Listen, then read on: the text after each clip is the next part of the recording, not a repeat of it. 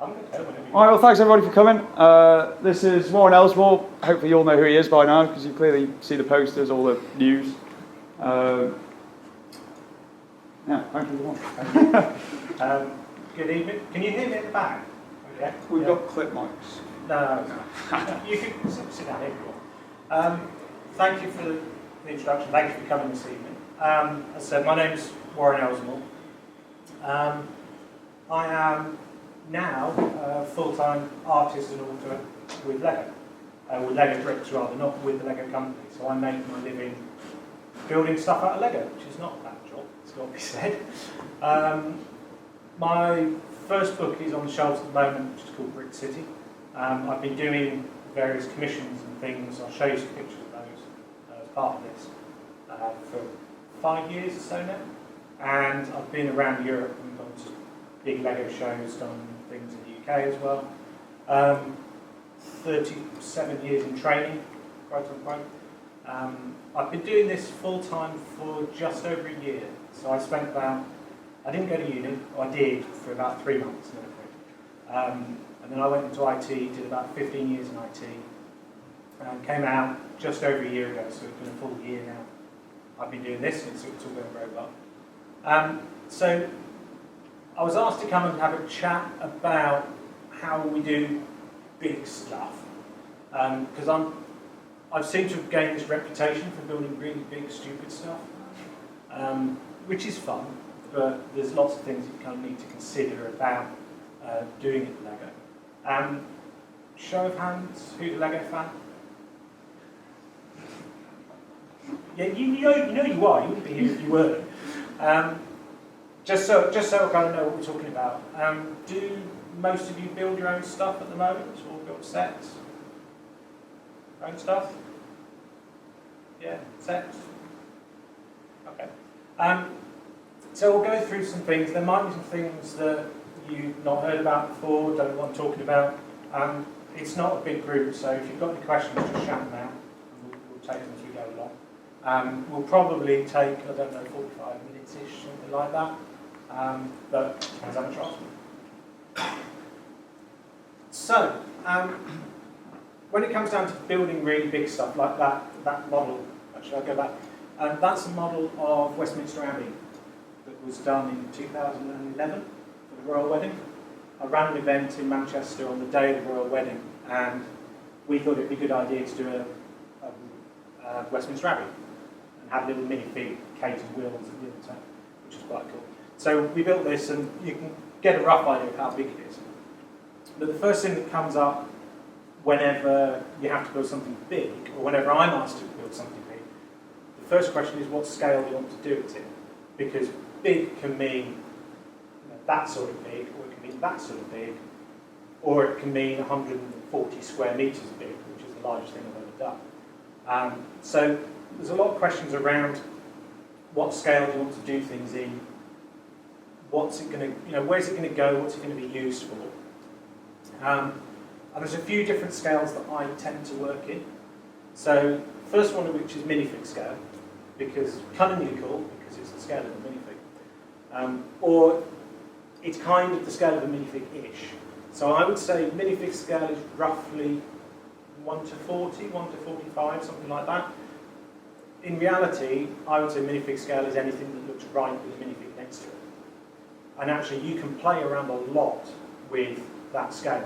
You can go probably up to 1 to 100, almost, with some buildings with minifig scale. You can go down to 1 to 30, something like that. But if it's going to have minifigs in it, then you've got to obey the basic laws of physics. They've got to be able to walk through the doors, for instance. There's no point having a tiny door next to a minifig. So that's one of the common scales that I work in. This is another one, thing that we tend to call micro scale. Can you recognise what this is? Good. I was asked in 2012 to do some work for the LEGO company and the Danish Tourist Board, and we had a big conversation about scale, because they wanted to do something for the hospitality area, the Danish hospitality area as part of the Olympics. And we had lots of discussion about what we wanted to do. We wanted to do something Olympic related. And we talked about doing a minifig scale Olympic stadium. And at proper minifig scale, that would have been 10 metres across and used, I think, about 3 or 4 million bricks. In the 5 weeks I had to build it, I said that probably wasn't going to happen. So we looked at various different things and came up with a micro-scale version. So this Olympic Stadium is about that sort of width. And there's a video on YouTube on my website of me building it. So it's not very big, but it lets you get in a lot of detail. And you can start to cheat quite a lot when you get to microscale because the eye interprets things that aren't necessarily there. So you see it as a stadium with a lot of people in it, but they're just 1 by 1 round plates stuck on a tile. Outside of the stadium, they wouldn't look like anything like it, but together they work quite well. One of the real limiting factors when you're looking at how you're going to scale a building is what's the recognisable part of that building. So this is a Colosseum from Brick City, and the one thing that you have to have in a Colosseum is arches. So if you're going to build the Colosseum, you need to put in lots and lots of arches, and that limits your brick choice. The ones I used here are 1 by 2 by 2 high panels with an arch in the panel. They're quite a new element. That's the one top left. But if you want a Lego arch, that's your choices. So you can make it the size I made it, you can make it 50% or 100% or 200% bigger. You can't make it 125% bigger because the arches don't exist and it starts getting really complicated. You can, if larger scales aren't a problem because you can always use multiple bricks to do whatever you want, but at a smaller scale you have to be aware of what parts are available. And I spend a lot of time looking at parts that are available. I was a fan from age 2 to 16, something like that. Kind of went away from Lego at 16, got interested in other things, around that sort of age. Came back around age 20 odd, and I've been at it for the last 15 years. Been involved in the Lego community doing stuff all the time, so I can tell you off the top of my head which parts exist in what colours generally, which is really sad, I'll admit. But it means that when I'm sitting down with one of my customers, I can say, well, we can do it, but we can do it at this scale or that scale, and we can't do it in that colour. So it has a real impact on what we can do. And then it seems a little bit less sad, but not much. The kind of caveat or the exception to parts limitations is when you get big. So this is Westminster Abbey. I'm going to stand up here. I don't know if you can see it, but down here you've got lots of pews full of minifigs. So those columns are about that sort of height. The arches were, I think, 18 studs wide or something like that. A really awkward number. 18 stud wide Gothic arches obviously don't exist as a part, but you can make it up from lots of slopes. So when you start getting big, you can generally make anything you want through a combination of slopes or just bricks and just kind of rastering them. If you go to, who's been to Legoland? Lots of you, cool. So if you go to Legoland and you see big Lego brick built creatures, or when you come down from the top hill, there's a big Technic dinosaur sticking outside of one of the buildings, and that Technic dinosaur is all built out of bricks. When you get to that sort of scale, you just use 2x4 bricks for pretty much, 2x4s or 2x8s for pretty much everything. Because at that sort of scale, it doesn't matter. You can create nice sweeping curves because it's large enough. It's just like taking an image and digitising it, or rastering it down, something like that. So once you get big, it doesn't really matter too much. But then you're in the realms of building really, really, really big, and you're looking at things that weigh many tons. Getting hold of the bricks is a nightmare unless you are Legoland or an LCP. So I tend not to work in that sort of scale because that's not what I like doing. I like building things on a bit hands-on. It does work at a smaller scale to an extent.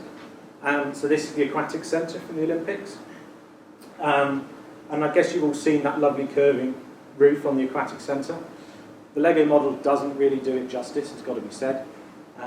But at that scale, there's very little you can do. The slopes don't really exist to do it at that scale.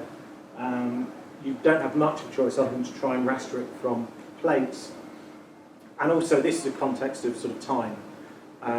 To give you an idea, I had somebody working with me doing this one, and he had about 3 hours to do the model. So, you know, you possibly could do it in slopes if you had days to spend on working out which ones at what angle, but it's very, very difficult. So, when I'm building big stuff, the first thing I do is look at the scale of things. The second thing I then do is planning. This is where it gets really dull because there's no kind of Lego involved for quite a lot of this process. But the larger you get, the more important it is to plan what the model is going to look like before you start working on it. Otherwise, you'll find that you've spent however long on it, you come to a massive problem, and then you need to start again.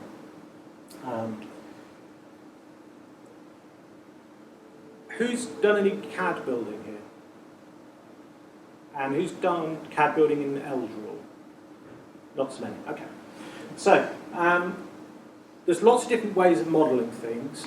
Pen and paper is completely cool, and I use pen and paper for modelling stuff a lot of the time because it's really quick, it's easy, you don't need to worry about the tools, you just need to worry about what you're trying to get done. If, on the other hand, you're trying to work out if the geometries of bricks are actually going to work, if things are going to hold together, what it's going to look like on a large scale, if you have a repeating pattern, what's that going to look like with 100 of them, you're going to be much better off in CAD. And there's a couple of CAD tools out there. One is Lego Digital Designer, which you can download from Lego for free. It's not a bad CAD system at all. You can set it into, it used to be called Universe mode, it's unlimited mode or something like that now. So you can get access to all bricks in all colours, which is great. And the bricks will snap together for you automatically, and it won't let you put bricks through the centre of other bricks and overlap them and stuff like that. The downside of that is it won't let you put bricks through bricks, and it won't let you do stupid connections, which is what a lot of the stuff I do. It's got really stupid Lego connections in it. So there is an open source tooling system called LEGOdraw, which is open source. It's designed by Lego fans all around the world. You can download numerous different editors, download all the source files. They have either drawn in a 3D CAD system or actually measured pretty much every single Lego element that's out there. So you've got it in a 3D space and you can do all sorts of silly things with it. The nice thing about LEGOdraw is that you can access any part, whether it's current or not, so you can get old parts as well. You've got a choice of editors, and you can also push your model into a thing called LPub. And LPub is, as you can see from this quick one here, it actually lets you create instructions as well. So that's really quite handy. When I did St Pancras Station, which is the thing that I'm probably the most known for, this has 180,000 bricks in it, something like that. It was a good few years of evenings and weekends because I did this as a fan before I went professional. I had to start with a CAD model of it because it's massive. And I didn't know what it was going to look like, if my ideas were going to work. I had no idea how many bricks I was going to need. If you look at the model really closely, this window pattern here repeats throughout. There are just hundreds and hundreds of windows that are exactly the same, with minor differences on the different levels. And without putting that into CAD, you've got no easy way of going, right, let's see what 100 windows looks like. Because sometimes it can look really good, and sometimes it can look really bad. So I did a CAD model of this. The file name is the very slow 32 stud section, because it was really slow to load. I mean, when I did it, I'd upgraded my laptop twice since then, but you could drag it around and it was refreshing about a frame every 2 seconds. It's horrible. That 32 stud section, which is that wide, has 2,400-ish parts in it. And I could do that and go, right, I need about 12 of those. So I could roughly estimate how many parts I was going to need to build the hotel on the front. It's the only way you could get to do something like that without having an unlimited number of bricks and an unlimited amount of time. I didn't do instructions for St Pancras, in case anybody wants to know. I've been asked many, many times. I'm not doing instructions for a 180,000 brick model. like the Encyclopedia Britannica. But I do instructions for lots of other little models, like this gondola from Brick City. There are some really quite large models that have been put in LDRAW with instructions, and quite a few groups that do collaborative builds have done that. There is a model of the Reichstag in Amsterdam that was built by one of the Dutch clubs. I think it's about 5 metres across the frontage of the building. It's big, it's really quite big. The whole thing was done in LDRAW. I think it was something like a 400 or 500 meg CAD file before they started doing instructions on it. So it was massive, but it does mean you can properly break it down, create instructions like you get from Lego, and distribute all the parts to individual people, which means you can actually get something built that way, because otherwise you'd have a nightmare. There we go, there's a section of instruction. That's what they look like when I first start to output them from the CAD software. They do, unfortunately it's not an automated process. If you use Lego Digital Designer, you can press a button and it just generates instructions for you. In LDRAW you have to tell it which bricks are in which step. And if you have submodels, where the submodels are positioned on the page, and make sure that this box doesn't pop up on top of that box and stuff like that.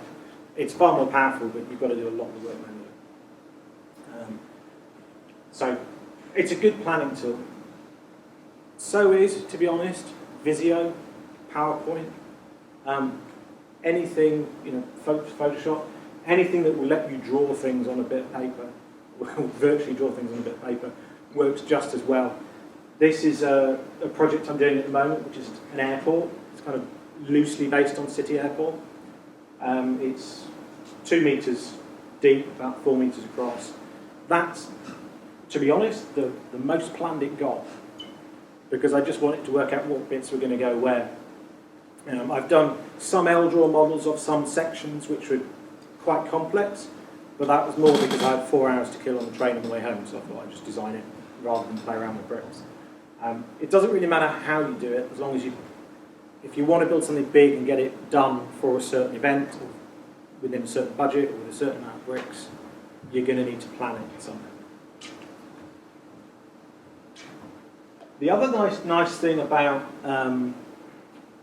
CAD is if you get really awkward shapes. A hot air balloon is not an easy shape to model. Not at that. This is about that sort of size. It's not an easy shape to do off the top of your head unless you're really, really good at visualising complex curves, and I'm not. So there is a tool out there called LEGOsoc, which is a little bit of a cheat. Well, it's a lot of a cheat. You can push a 3D file into it. So if you go onto Thingiverse from MakerBot or some site like that, pull down a 3D model, pile it into LEGOsoc, and it will pump out a model for you made of plates.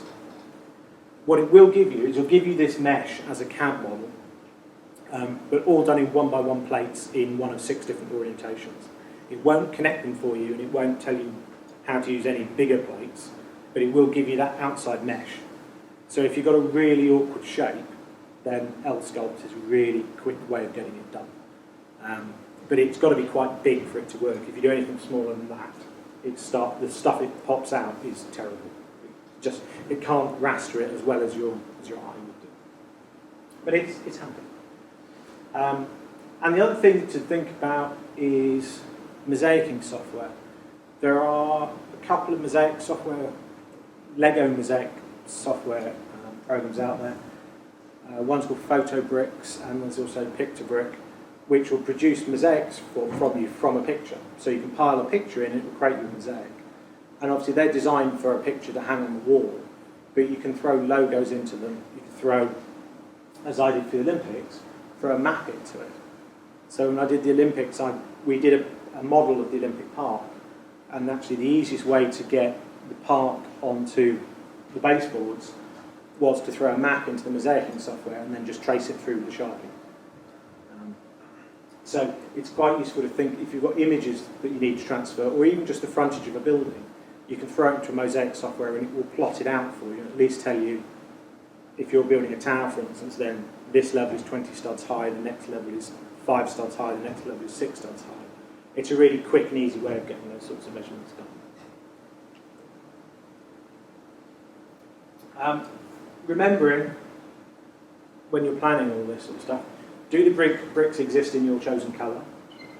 I built lots of things that look lovely, but found out the bricks didn't exist. Are they affordable? One of the first models I did was of an Intercity 225 train in the old GNER colours, because I live in Edinburgh and I was going up and down all the time. And that's a lovely dark blue colour.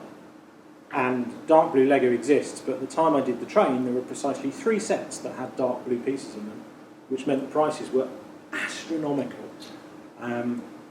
If I do it now, it would cost about a tenth of the price. So you need to kind of bear in mind, you know, what's going to hurt the most, time or wallet or either. And also, are they available? You might find certain bricks are very cheap, but you can't get them in any quantity. So it's not worth using those as a kind of a key detailing element you're going to need 1,000 of if you can only buy 50 of them. It's not going to work. Especially for old bricks, because if it's old bricks, you have one route of getting them, which I'll come on to in a minute. So, still not got round to actually putting any bricks together yet.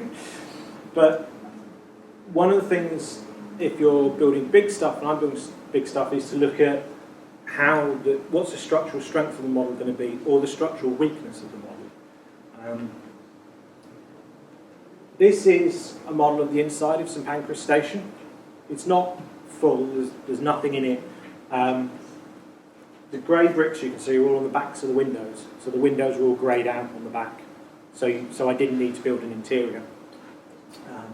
But what you can see is these large Technic beams here run up the inside of the walls. The walls of St Pancras are only 1 brick thick. They're only 1 stud thick, which is quite thin. But they've got Technic bricks up the back that are then pinned into the walls with Technic pins. And that really gives it a lot of structural strength. The roof, as you can see there, has got A-frames in the roof, exactly the same way as a real building would. And those A-frames are supporting flat roof sections, exactly the same way as a real building would work. Because if, you know, it might be Lego, but it still has to hold up in the same way a real building would, especially if you're going to move it. There's another view of it with one piece of the roof not quite on.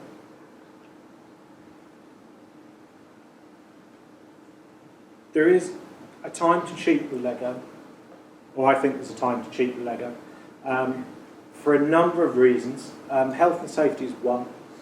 So if I'm building anything that is taller than probably about 1.5 meters, I have to consider what's going to happen if it falls over.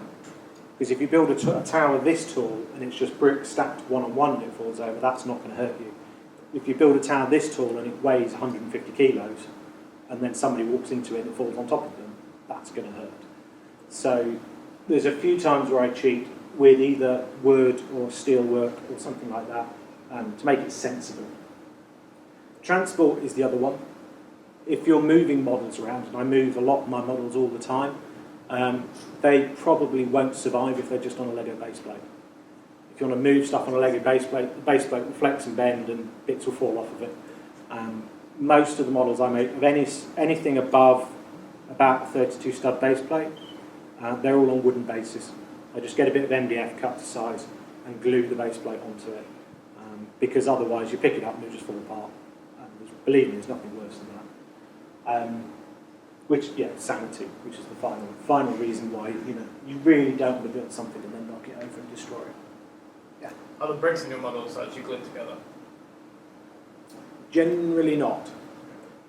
Generally, I don't glue the bricks, mainly for time, because if the glue that I use is not actually glue; it's a solvent. There's a couple of there's 3 solvents you can use. One is a controlled substance, so the police will nick you for having it. The other one is really nasty to work with, and the other one is okay to work with. The way they all work is by dissolving the bricks, and they actually create a chemical weld on the bricks, and they'll create that chemical weld wherever the glue gets. So if you're building a wall of bricks and it starts to run down the outside of the wall, that's gone. You have no way of fixing that whatsoever. You can't wipe it off, you can't polish it off, it will just look horrible. So I don't tend to glue things unless I'm specifically asked to glue them, or I know the model is going to travel a lot. So I do give corporate gifts for people, and if it's a gift to give to somebody in the UK and you know they're flying it straight to the States, then I would suggest it's glued. But it basically doubles the time and that doubles the cost. So try not to. I've actually, with the exception of tiny little things sticking off the edge of models, if you've got a tiny little bit sticking off the edge of a model and you know it's going to get knocked, then I'll just do that. Super glue works well for me. So, yeah. Have you ever had like a massive catastrophe where stuff just completely flat? No. I've not had a massive catastrophe yet. I've had a few things fall over. I think, I mean, the Trevi Fountain from Brick City, I don't know if you can remember what that looks like, but it's just the frontage of Trevi Fountain. And that got knocked off the table twice whilst we were trying to photograph it, and that just went into bricks. But it was only about that sort of size, so that's not too bad. There's a lot of scope for some really massive clashes to happen. And it's surprising why things die as well. So, I mean, if you drop a model, it's likely to smash. Fair enough. If you get a model hot and cold and hot and cold and hot and cold a lot, the bricks will work themselves apart gradually over time. And that happens if you've got something on tour and it's going in and out of, so it's going from a building into a van to be transported in the winter and then back into a warm building and things like that. So you find things start to come apart. But yeah, nothing disastrous yet. Touch wood. That's why I cheated. Yeah, you don't want what's on the left. You do want what's on the right. That's the other thing. Is you don't want a model when it breaks to fall into a million pieces. You want a model that, if it breaks, is going to break in a known manner. And this is really important if it's glued, so you know where it's going to break. Or it's going to come apart in certain sections so you can move them around. There's a couple of LEGO techniques I use which you will see in any of the modular buildings that LEGO does, like the Town Hall or the Parisian Restaurant, all the ones going back to the Cafe Corner. They're all split into levels, so each level of the building comes apart. And LEGO use a couple of techniques. They either overlap, they kind of create a lip around one floor and then the next floor sits into it, so it can't slide either way. Or they use the 1x4 plates with only 2 studs on. So it's kind of half tile, half plate. These ones actually, these ones there, are specifically designed for you to be able to take things apart. It's a known structural weakness because it has 4 studs connecting down but only 2 studs connecting up. So the top part will always come off that plate rather than the plate coming loose from what's beneath it. That's why those parts are designed that way. So they're really good parts to use if you want to create points where you can take the model apart or you know it's going to break. It goes to kind of silly sort of levels. This is some pancakes coming out of Waterstones. It was in Waterstones bookshop in Piccadilly for about a month. The whole front of some pancakes is in 2 pieces now. So there's just 2 large bits. Each of the pieces sits on a big bit of MDF. Base plate's glued to that and actually screwed in as well. And then the parts of it are built. The whole of the platform here all comes apart as 5 sections for the platform. And there's actually nothing holding that platform together other than the track itself. The track elements have got a really strong clutch on them. And then there's a few other bits like that top of it that I just lift into place. So when we move it around, it's easy to take apart and easy to move. It's worth thinking about because even if you don't design something to move, it's going to move at some point. This is Westminster Abbey when it was in Manchester for the LEGO show. This was sort of 10 o'clock opening on one day. At 11 o'clock in the morning the previous day, it was in the London studios being filmed for daybreak. So we had to lift and shift the whole model. And it weighs best part 200 kilos before you pack it. It won't fit through any door at all. It's about 5 metres long, it's about 2 metres wide. It's massive. It's a great, great big model. I can also instantly recommend not doing breakfast TV if you're not an early morning person. I'm so not an early morning person. I had a 4:30 call to be on set, and I was on air for 10 seconds about 9 o'clock. Great. So, we have had to design these things actually to move and be movable. This is how it's transported. It's actually gone from London to Manchester to Edinburgh to Copenhagen to the Netherlands to Swindon. It's been all over the place. As you can see, it comes apart in certain sections. So along the top here of each of these wall sections, it's tiled using that technique. So it sits in the top part, sit in the bottom part, can't slide around. It's got specific breaks in it, so we know where certain parts are going to come out, and then we can pack them up into wooden packing crates. And I have a very responsible forklift truck driver who will lift it all the way up to where it lives on top of some racking. So yeah, when you say have I had a disaster, yes, not yet. If that goes, it's not coming back. So you've got to think about these things. And for me, because I move my models a lot, it's probably a bigger issue because I'm going to be taking them apart and putting them together again many, many times. If you're only moving a model once or twice, you don't need to put so much thought into it, but it helps to know where you're going to store it. So things like the Sydney Opera House that LEGO released last year intentionally comes apart to 2 pieces, so you can actually store it and move it around in your hands. There we go, more models being packed up. You'll find a lot of fan displays have as much wood in them as they do LEGO to hold things up. It's a lot quicker and a lot easier. You can try flat packing. That was St Pancras, flat packed into 3 boxes when I originally built it. It does flat pack, it's all flat elements. Problem is it takes about 5 hours to put together if you flat pack it, which is rubbish if you're trying to put it up for a day.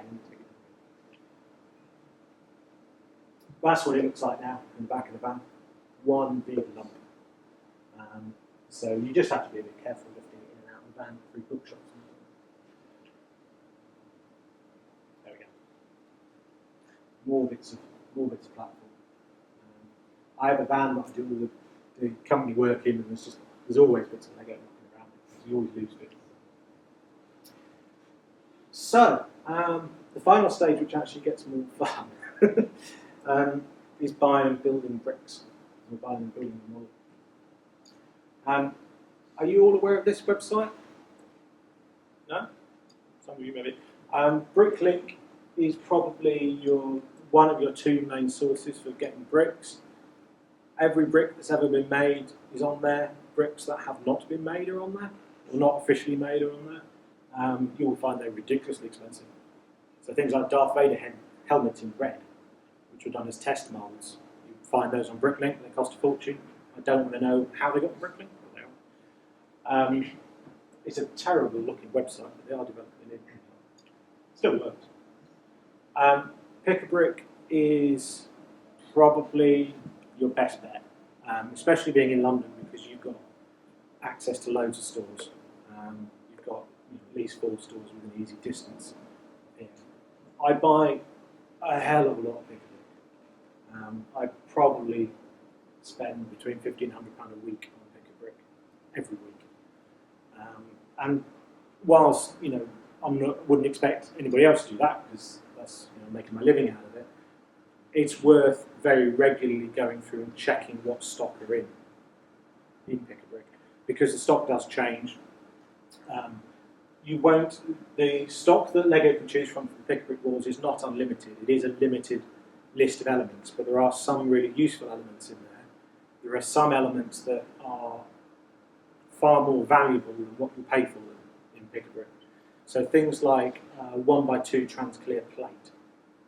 You can get that by, if you buy a pint tub of Pick-a-Brick, you're probably going to get 1,000, maybe 1,500 of them in there. that's going to set you back about 13 quid, but the price per part on Bricklink, you'll at least double or treble your money. So certain elements are really worth buying and pick a brick in bulk. I must admit, I'm lazy, and I just buy a tub of whatever element I want, because I can't be asked to sort them when I get back in the office. But, you know, it depends on how much time you've got and what you actually need. No point buying stuff you don't need. And then once you've got the bricks, you're on your own, really. Hopefully, if you've planned it through properly so you know what you need and you know how it's going to go together, and you've spent enough time doing that, the building of it actually shouldn't be that large a part. It may still take maybe half the time, or if it's a really big model, 3/4 of the time, something like that. But in other instances, I've planned models so well that the building will take me literally 5 minutes. It's just a question of pulling the bricks down and building them. And if you've got larger models with repeating sections, so you can plan those repeating sections to break on module sections or on sections of bits of wood or however you're going to do it, it will make it even easier as well, because you can just build those, move on to the next one, build those, move on to the next one. But the actual building itself, that's the fun part. I wouldn't want to do that for you anyway.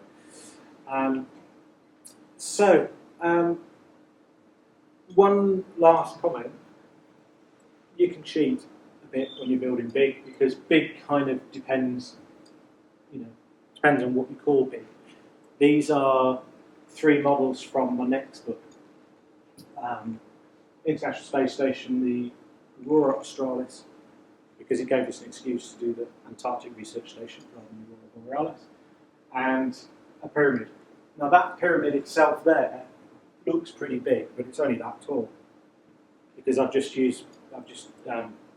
made it smaller, put it in the background to take some of the features away from it, so you can make it look a lot bigger than it is. The International Space Station is a big model. It's about 2.5 metres across, but there's not very many bricks in it, because there's a lot of nothing. There's nothing here at all. And all the little Soyuz modules and things like that are in themselves only about 20 odd parts, 20, 30 parts. So it makes a really big model without spending loads of money on bricks or loads of money on parts. It's a good example of pick-a-brick as well. There are loads of trans light blue 1x2 tiles in there. But about 2 tubs worth of pick-a-bricks is about 20 quid's worth. Which in the grand scheme of things for a model that big is not too bad. And the bit behind it is a mosaic. It's a mosaic of the world, which is about that wide. And actually, that sort of size mosaic isn't that massive to do. It takes a little bit of time to do, but you just plumb it through the software, take out the colours you can't get, and don't have, and it'll pop out an image for it. So, same with the Aurora. So you can kind of cheat on the big stuff. It doesn't have to be monumentally big. But that's about it. I hope it's been interesting, kind of an insight to a weird way of working and a weird way of making your living. But it's good fun. Are there any other questions?